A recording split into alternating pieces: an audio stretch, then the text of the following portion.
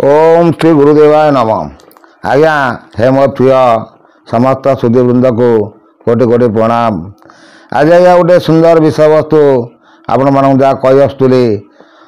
अर्जुन पचारुंट भगवान कृष्ण को प्रभु कौन सब मत ज्ञान विषय किसी कहतु।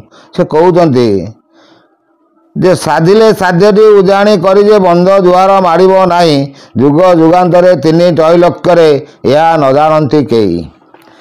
हे पार्थ मु ते जो विषय ते कहू जाऊँगी ताकू तीन लोकर भी कई जानी ना।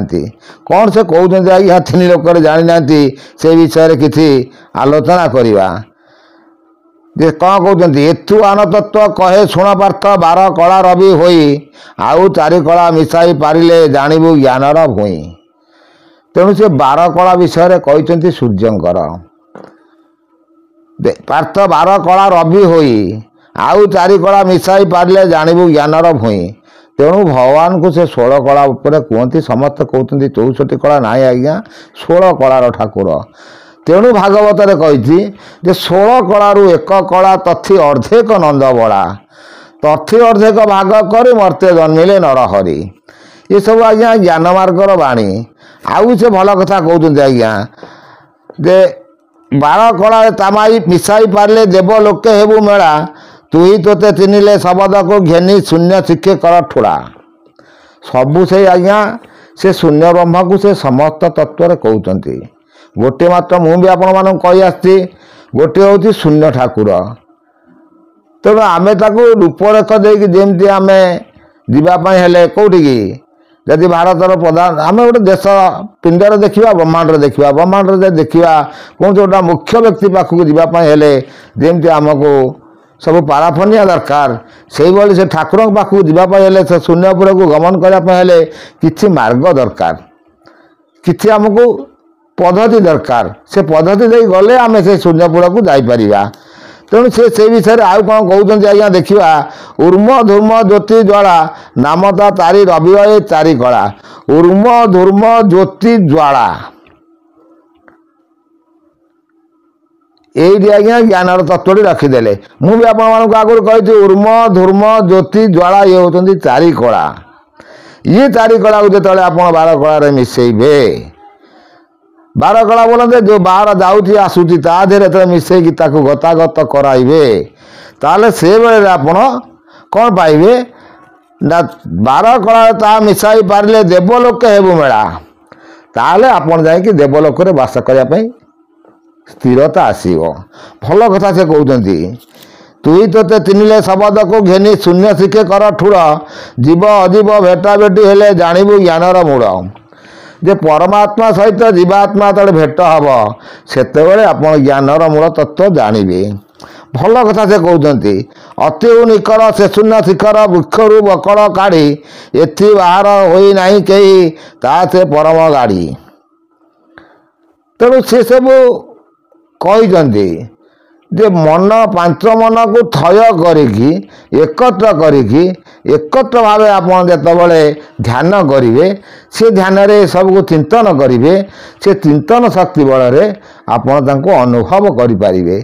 जेतबेले से अनुभव को आसिला सेतबेले जो चिदान आनंद आसीबो से आनंद रो होती सेठी होती तार से जो कहते पदु गलुछि मकरंद गोविंद गोविंद गोविंद पदु गलुछि मकरंद से आज्ञा आपण मकरंद पान कले। ये सब होती आस्ते आस्ते साधिले सबकि हम से आउ कौन कहते जीव अजीव भेटा भेटी हेले जानिबु ज्ञानर मूल अति निकर से शून्य शिखर वृक्षरू बकड़ काढ़।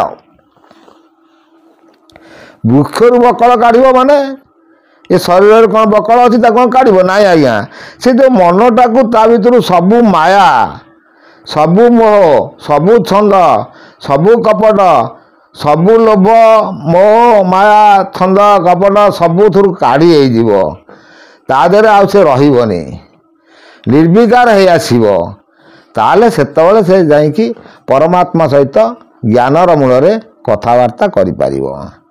भल कथा से आहरी कहते ଅତି ମାନେ ଏଥି ବାହାରୁ ହୋଇନାହିଁ କେହି ସେ ପରମ ଗାଢ଼ ପିଛଡ଼ା ଛେଦନ ମନ କର ଧ୍ୟାନ ତୁଳ କର ରବି ଶଶୀ ଗଗନୁ ଝଡ଼ି ଦେହ ଦେବେ ଲାଗିବ ବୈକୁଣ୍ଠେ ଯାଇନ ବସି।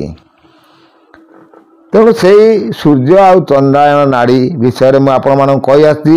ସେ ବି ସେଇ ବିଷୟରେ କହୁଛନ୍ତି। ଇଏ ହେଉଛି ଆଜ୍ଞା ସବୁ ତାକୁ ସବୁ ବାରିବେ। ମୁଁ ବି ଆପଣମାନଙ୍କୁ କହି ଆସିଛି ସୂର୍ଯ୍ୟଙ୍କର ଯେଉଁ ଯେଉଁ ବାର ସେ ବାରରେ ଆପଣ ଧ୍ୟାନ କରିବେ ସେ ପବନର ଗତାଗତକୁ ସେଇ ବାରରେ ଦେଖିପାରିବେ। ତାହେଲେ ଆପଣ ଯାଇକି ପୁଣି ଚନ୍ଦ୍ରଙ୍କ ବାରରେ ଚନ୍ଦ୍ରାୟଣରେ ଆପଣ ସେମିତି ଜପ କରିକି ତପ କରିକି ଯେଉଁ ଯେଉଁ ଜପ କରିବା କଥା ମୁଁ ଆପଣମାନଙ୍କୁ କହି ଆସିଛି। ଦରକାର ପଡ଼ିଲେ ପୁଣି ବି କହିପାରିବି। ତେଣୁ ଏସବୁ ହେଉଛି ଜ୍ଞାନ ମାର୍ଗର ବାଣୀ। ଆକୁ ଧୀରେ ଧୀରେ ବୁଝିଲେ ହେବ। ଆଉ ସେ କ'ଣ କହୁଛନ୍ତି? ଆଗ ଯିବା ପଛେ କଲେ ଚାରି ଯୁଗେ ପାର୍ଥ ଥାଇ ପୃଥ୍ୱୀ ଆପଦେଜ ସମୀର ଆକାଶ ଜହିଁ ଯାଇ ତହିଁ ଏକ। ଯୁଆଡ଼େ ଆପଣ ଯିବେ ସବୁ ସେ ଗୋଟିଏ।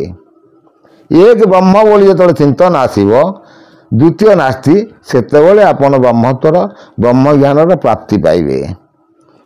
ତାହାକୁ ଚିହ୍ନିଲେ ଏ ପିଣ୍ଡ ରହିବ କହନ୍ତି ଯଦୁନାୟକ ବୋଲେ ବୁହନାଳୀ ଶୁଣ ଦଇ ତାରି ଅନୁଭବ କହ ମୋତେ ଏ ପିଣ୍ଡ ଗୋଟାକୁ କେମିତି ରଖିବି ତାହା ପଚାରୁଛି ତୋତେ। ଏ ପିଣ୍ଡ ଗୋଟାକୁ କେମିତି ରଖିବି ପ୍ରଭୁ ତାହା ମୋତେ ବତେଇ ଦିଅ। ସେ କହୁଛନ୍ତି ଯେ କେବଳ ଯୋଗକୁ କେଉଁ ଅନୁଭବୀ କହତୁ ଜଗତ ଗୁରୁ ପ୍ରଳୟ କାଳେ ଜହିଁ ତୁଇ ସମ୍ଭାଉ ତହିଁ କେଉଁ ରୂପ ଧରୁ। ଯେତେବେଳେ ପ୍ରଳୟ କାଳ ଆସେ ପ୍ରାଣୀର ମୃତ୍ୟୁକାଳ ଆସେ ସେ କିଛି ଜାଣିପାରେ ନାହିଁ। ତେଣୁ ସେଇ ସମୟର ଜ୍ଞାନଟା ମୋତେ କୁହ ପ୍ରଭୁ କ'ଣ ସେ ଜ୍ଞାନ ଆସିବ, କେଉଁ ରୂପରେ ତୁମେ ଆସ, ସେ ରୂପଟା କ'ଣ ମୁଁ ଚିନ୍ତା କରିବି।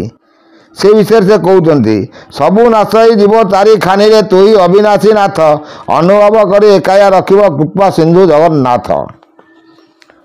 ତେଣୁ ସେ ସମୟରେ ମୁଁ ଆପଣଙ୍କର କେଉଁ ରୂପକୁ ଚିନ୍ତା କରିବି ମୋତେ ଏଇ ଜ୍ଞାନ ତତ୍ତ୍ୱଟା ମୋତେ କୁହନ୍ତି। ସେ ତାକୁ କହୁଛନ୍ତି କ'ଣ କହୁଛନ୍ତି? ସୁକ ନାମେ ହନୁ ଲକ୍ଷଣ କୁମାର ଗୋରଖ ଗୌଡ଼ ଜାତି କେଉଁ ତପ କଲେ ଜନକ ସନକ ବସିଲେ ଦେବଙ୍କ କତି। ତେଣୁ ଆପଣ ଦେଖନ୍ତୁ ସୁକମୁନି ହନୁ ଲକ୍ଷ୍ମଣ କୁମାର ଆଉ ଗୋରଖନାଥ ଏମାନେ ସବୁ ସିଦ୍ଧ ଗୁରୁ ଥିଲେ, ସିଦ୍ଧ ପୁରୁଷ ଥିଲେ। ସେମାନେ ସବୁ ଯାଇକି ଗୌଡ଼ ଜାତି, ମୁଁ ଆପଣମାନଙ୍କୁ ଗୋ ଶବ୍ଦର ଅର୍ଥ ବି କହି ଆସିଛି। ଗୋପାଳ ବୋଲି ଯେଉଁ ଶବ୍ଦ ତାର ଅର୍ଥ ସବୁ ବହୁତ କିଛି। ଆହୁରି ବି ସେ ଭଲ କଥା କହୁଛନ୍ତି ପ୍ରବୋଧ ବତନ ଶୁଣିନ ଗୋସାଇଁ ବୋଲନ୍ତି ଅରସ ହୋଇ ଏଥୁ ପାର୍ଥ ଅନୁଭବତ ଶୁଣିବୁ ଶୂନ୍ୟ ଅନାହତ ଝାଇ ଜପ ଯଜ୍ଞ ଆଦି ଯେତେକ କରମ ଏଥିରେ ନଥାଇ ଲାଭ ଦେହ ଅନାହତ ଧ୍ୱନି ଶୁଣୁଥିଲେ ମିଳେ ବୈକୁଣ୍ଠେ ଠାବ। ଯେତେ ଯଜ୍ଞ ଯେତେ ଜପ ଯେତେ ତପ କରନ୍ତୁ ଆଜ୍ଞା ଯଦି ଏକାଗ୍ରତା ନାହିଁ ଆଉ ଆପଣ ଅନୁଭବ ଧ୍ୱନି ନ ଶବ୍ଦ ଶୁଣି ନାହାନ୍ତି ତାହେଲେ ବୈକୁଣ୍ଠପୁରକୁ ଠାବ ନାହିଁ।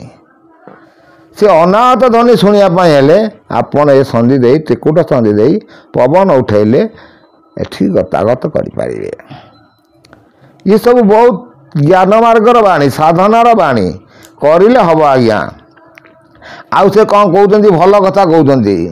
ପାର୍ଥମୁଖ ଚାହିଁ ଥିଅରି ବୋଲନ୍ତି ଅନୁଭବ କଥା ମାନ ରେଚକ ପୁରକ କୁମ୍ଭକ ତାଟକ ଜଇଁରେ ଯେଉଁ ବି ଧାନ। ମୁଁ ବି ଆପଣମାନଙ୍କୁ କହି ଆସିଛି ରେଚକ ପୁରକ ତାଟକ କୁମ୍ଭକ ଯେଉଁ ଅଛି ରେଚକ ପୁରକ କୁମ୍ଭକ ତାପରେ ଯାଇ ତାଟକ ଲାଗିବ। କେଉଁଠି ଲାଗିବ ସେ ବିଷୟରେ ମୁଁ ଆପଣମାନଙ୍କୁ କହି ଆସିଛି।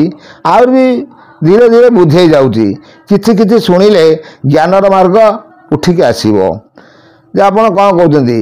ଆରମ୍ଭ ଘଟର ପରତେ ନିଷ୍ପତ୍ତି କିଏ ଚାରି ଯୋଗର ମୂଳେ ବ୍ରହ୍ମ ଏକାକ୍ଷର ତ୍ରିଗୁଣେ ଗଣିତୁ ଉଜାଣି ତୋଳିବୁ ଠୁଳେ ନଦୀ ବଢ଼ିଲେ ଯେ ସକାଳ ପୁରିବ ଓଲଟ କରିବୁ ଛନ୍ଦ ତଳର ପାଣି ଉପରକୁ ଟେକିଲେ ତେବେ ଅଜାମର କନ୍ଧ।